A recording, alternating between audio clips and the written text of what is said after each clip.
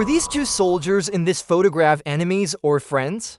How did two soldiers from different armies survive in the same shelter during the war's most brutal days and help each other? If you have similar war stories, please send them to the email address in the description.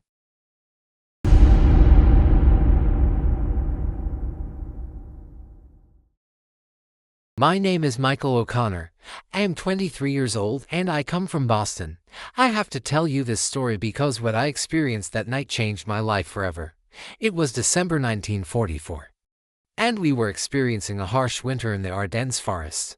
The snow was falling so heavily that I couldn't see 5 meters ahead of me. That night, December 24, 1944, was Christmas Eve. At home, my mother Mary was probably baking Christmas cookies in the kitchen.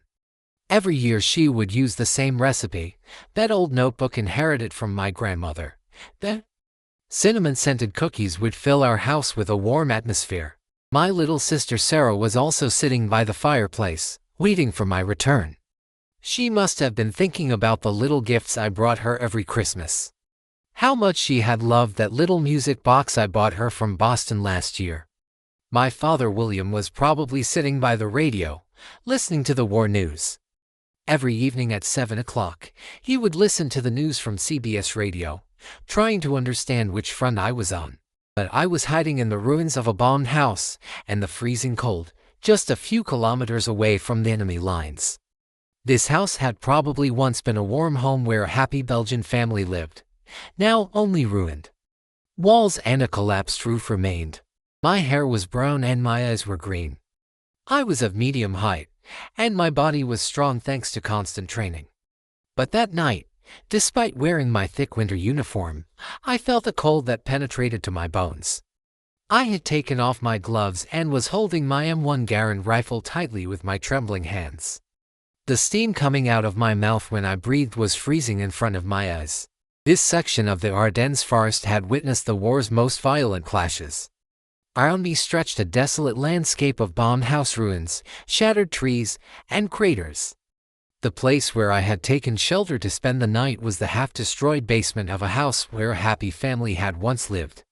Half of the walls were demolished, the ceiling was full of holes, but it still protected me from the hurricane-like wind outside. Around midnight, I heard a sound coming from outside. At first I thought it was the sound of wind, but then I realized it was a human voice. Someone was in pain. I prepared my rifle and slowly climbed the stairs. The snowstorm was so fierce that I couldn't see 2 meters ahead of me. I began to move toward the direction of the sound. After advancing about 10 meters, I saw a shape in the snow. When I got closer, I noticed that a soldier wearing an enemy uniform was lying wounded on the ground. Blood was flowing from his left leg, and he was shivering from the cold. His lips were turning blue. His eyes were about to close. My first thought was, could this be a trap? But the man's condition was so pitiful that it was impossible to think he could pose any danger. This soldier was Klaus Weber. He was about my age, maybe a year younger. He had blonde hair and blue eyes.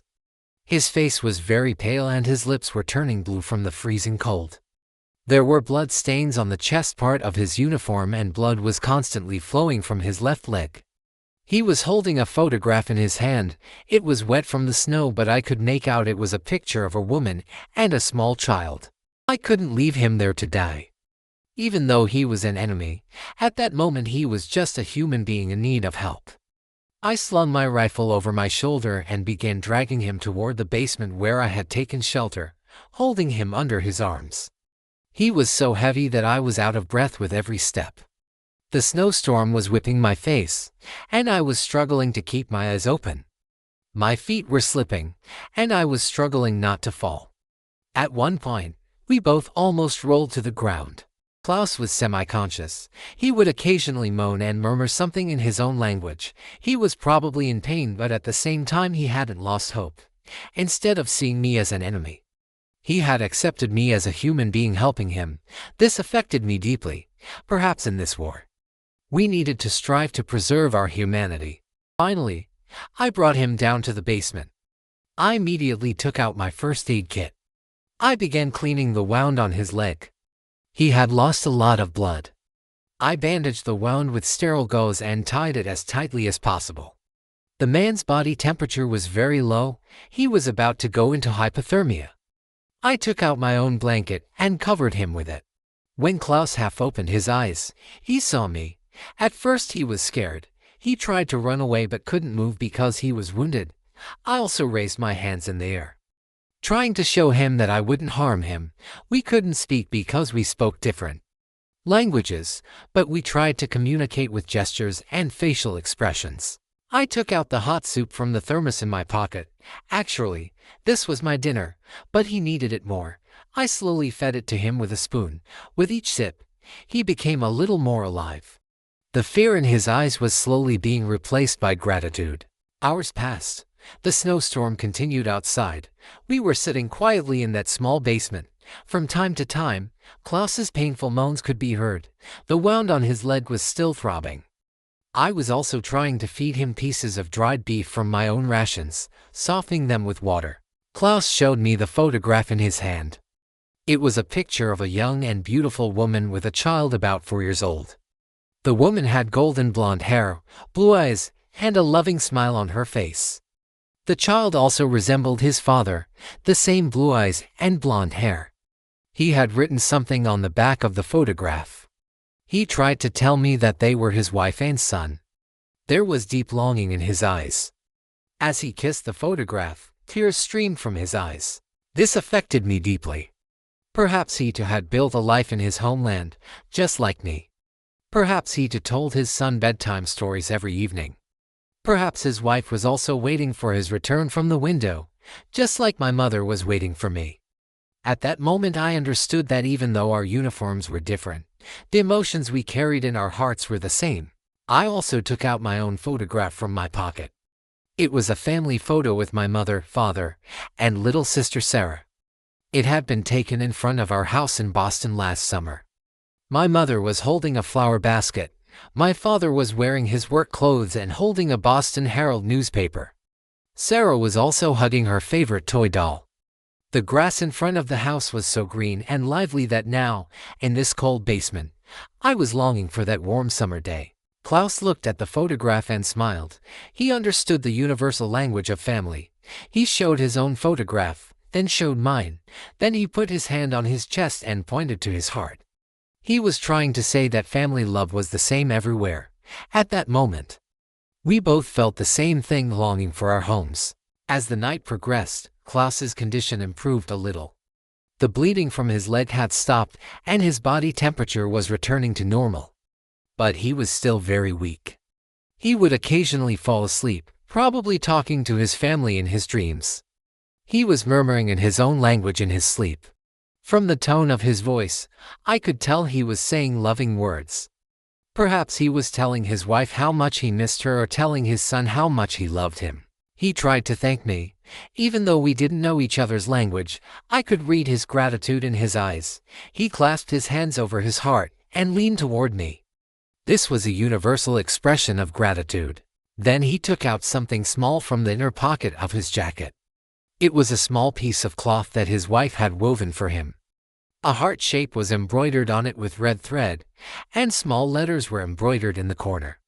They were probably the initials of his wife and son. He wanted to give this to me, but I didn't take it. This was too precious for him. He would need it when he returned home. Toward morning, the snowstorm began to subside. When the sun rose, Klaus was able to stand up. His legs still hurt, but he could walk. He needed to return to his own lines. But before leaving, we had a special moment between us. He offered me the small wooden cross that his mother had given him. This was a very sacred thing for him, his mother's last gift. I didn't want to take it because I knew how valuable it was. But he insisted, pushing back with his hands when I tried to return it. I also took out my own dog tag. My name and Boston address were written on it. I gave it to him. Maybe someday, when the war was over, we could find each other, I thought. Klaus slowly left the basement, leaving my blanket over me. Snow was still falling, but the storm had passed. I watched him. He turned around one last time and looked at me. There was deep gratitude in his eyes. He put his hand on his heart and then extended it toward me. I will never forget this gesture. Then he walked toward the depths of the forest and slowly disappeared from sight. The snow erased his footprints, as if he had never been there. But I knew he had been there. I would never forget that night, those moments. When I returned to the basement, the trace he left was still there, a blood stain where he had lain. The glass he had used, the blanket he had touched, these reminded me that that night was real. Friendship had been born in enemy lines. That night, a friendship had been born in enemy lines. In the midst of war's cruelty, we had seen the beauty of humanity. Two soldiers from different armies were sharing the same pain, experiencing the same longings. What that night taught me was this: wars are between governments, not between people. After the war ended, I returned to Boston. Years passed, but I never forgot that night. The wooden cross that Klaus had given me stood by my bedside. I always wondered whether he had returned home safe and sound. In 1985, I read news in the newspaper. There was going to be a war veterans reunion. Both American and former enemy soldiers were invited. I thought maybe I could find Klaus there. I went to the reunion, and I really found him. After 40 years, we had both aged. But I recognized him the moment I saw him. He recognized me too. We hugged and we both cried. He told me how that night had changed his life. He was still keeping my dog tag. He had settled in America with his family and started a business here. His son had become a doctor. His wife had unfortunately passed away a few years ago, but they had lived a long and happy life.